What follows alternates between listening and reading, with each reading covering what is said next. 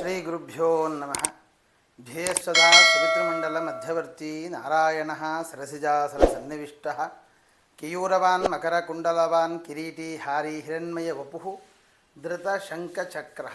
ನನ್ನ ಎಲ್ಲ ಆತ್ಮೀಯ ತತ್ಸಮ್ಮತಂ ಬಂಧುಗಳಿಗೆ ನಮಸ್ಕಾರಗಳನ್ನು ತಿಳಿಸ್ತಾ, ಅನೇಕರು ನನಗೆ ದೂರವಾಣಿ ಮುಖಾಂತರ ಮೆಸೇಜಿನ ಮುಖಾಂತರ ಈ ಸಂಕ್ರಾಂತಿಯ ಫಲಗಳ ಬಗ್ಗೆ ತಿಳಿಸಿಕೊಡಬೇಕು ಅಂತ ಅನೇಕರು ಕೇಳಿಕೊಂಡಾಗ ಈ ಒಂದು ವಿಡಿಯೋವನ್ನು ಮಾಡುವುದಕ್ಕೊಂದು ಪ್ರೇರಣೆ ಸಿಕ್ಕಿತು.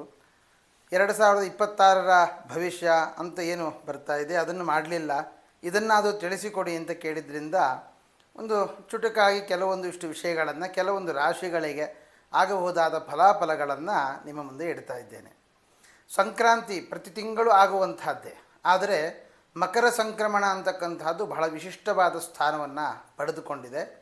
ಕಾರಣ, ದೇವತೆಗಳಿಗೆ ಹಗಲು ಪ್ರಾರಂಭ ಆಗುವಂತಹದ್ದು ಉತ್ತರಾಯಣ, ದಕ್ಷಿಣಾಯಣ ದೇವತೆಗಳಿಗೆ ರಾತ್ರಿ ಆಗುತ್ತೆ. ಆದ್ದರಿಂದ ಶುಭ ಕಾರ್ಯಗಳಿಗೆ ವರ್ಜ್ಯ ಅಂತ ಧರ್ಮಶಾಸ್ತ್ರ ತಿಳಿಸುತ್ತೆ.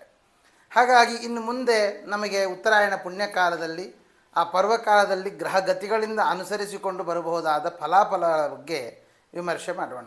ಇನ್ನು ಮಕರ ರಾಶಿ, ಮಕರ ರಾಶಿಗಾಗುವಾಗ ಲಗ್ನೇ ಕುಜೇ ಕ್ಷತ ತನುಹೋ ದನಗೆ ಕದನ್ನ ಅಂತ ಹೇಳುವ ಪ್ರಮಾಣದ ಪ್ರಕಾರ ಲಗ್ನದಲ್ಲಿ ಕುಜ ಬಂದಾಗ ಗಾಯಗಳಾಗುತ್ತೆ ಅನ್ನುವಂಥದ್ದು. ಆದರೆ ಅದು ಕುಜನಿಗೆ ಉಚ್ಚ ಕ್ಷೇತ್ರವಾಗಿರೋದರಿಂದ ಗಾಯ ಆಗುತ್ತೆ ಅಂತ ಹೇಳಲಿಕ್ಕಾಗಲ್ಲ, ಆಗಿರುವ ಗಾಯ ಮಾಯವಾಗುತ್ತೆ ಅಂತಲೇ ಹೇಳ್ಬೋದು. ಅಂದರೆ ಅನೇಕ ದುಃಖಗಳು ಏನು ಬಂದಿತ್ತು ಆ ದುಃಖಗಳನ್ನು ಪರಿಹಾರ ಮಾಡಿಕೊಳ್ತೀರಿ.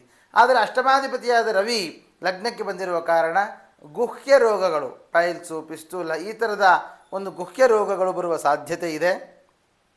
ಅದರ ಬಗ್ಗೆ ಗಮನ ಹರಿಸಿ, ಜೊತೆಗೆ ನಿಮ್ಮ ಮಕ್ಕಳ ಬಗ್ಗೆ ನಿಮಗೆ ಚಿಂತೆ ಇತ್ತು ಅಂತ ಆದರೆ ಆ ಚಿಂತೆಯನ್ನು ಬಿಡಿ, ಮುಂದಕ್ಕೆ ಅನುಕೂಲವಾಗುತ್ತೆ.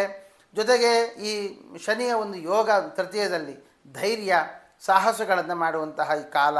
ಆದರೆ ಗಾಡಿಯನ್ನು ಚಾಲನೆ ಮಾಡುವಾಗ ರಾತ್ರಿ ಹೊತ್ತಿನಾದರೂ ದೂರ ಪ್ರಯಾಣ ಮಾಡುವುದಿತ್ತು ಅಂತಾದರೆ ಅದನ್ನು ಸ್ವಲ್ಪ ದೂರ ಮಾಡುವಂಥದ್ದು, ಅಥವಾ ಅದನ್ನು ಸ್ವಲ್ಪ ತಡೆದು ಸ್ವಲ್ಪ ದಿನಗಳನ್ನು ಸ್ವಲ್ಪ ನೋಡಿಕೊಂಡು ಪ್ರಯಾಣ ಮಾಡುವಂಥದ್ದು ಒಳ್ಳೆಯದು.